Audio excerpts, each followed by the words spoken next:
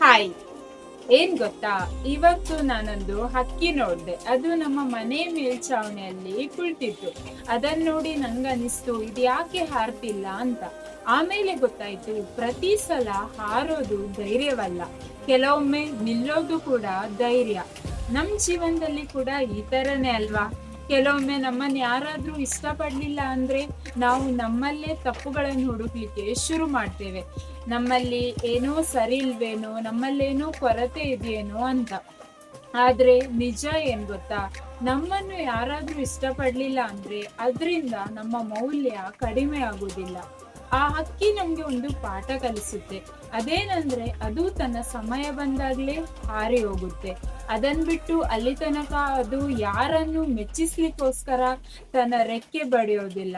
ನಾವು ಹಾಗೇ ಇರೋಣ.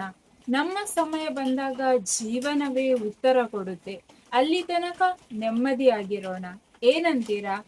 ಖುಷಿಯಾಗಿರಿ.